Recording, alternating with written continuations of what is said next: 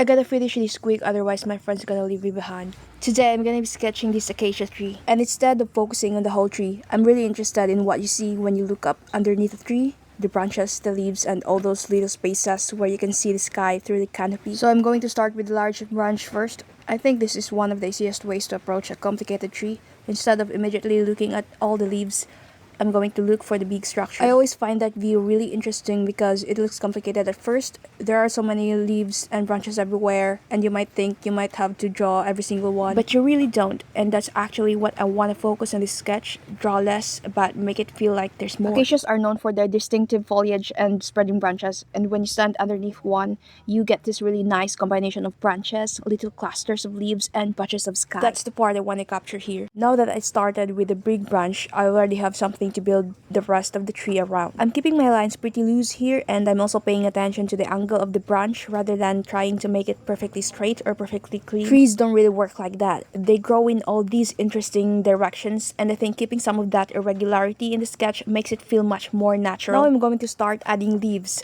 If you look at this tree in real life, there are probably hundreds, maybe thousands of individual leaves here. Obviously, I'm not going to draw all of them. Instead, I'm looking at the canopy as a collection of larger shapes. I'm trying to see where the leaves are grouped together. Now I'm going back to the branch, adding some details. The bark has so much texture when you look at it closely, but once again, I don't need to copy every little crack. And my friend is actually sketching too. Okay, I think I'm happy with this sketch. So now it's watercolor time. I'm going to start with the sky. I'm keeping the first layer pretty light. The line gives me the structure, but the watercolor gives it atmosphere. And I don't always know exactly how it's going to look before I start. Sometimes I just put down a wash and see where it takes me. Especially when you're sketching outside, you don't really have complete control over everything. The light changes, the wind moves the leaves, people walk by, birds fly away. So I think part of outdoor sketching is just learning to work with those little surprises instead of trying to control everything. I'm just adding a few final touches here, strengthening the branches, and finally we're done. I had to finish this one pretty quickly because my friends are ready to go home,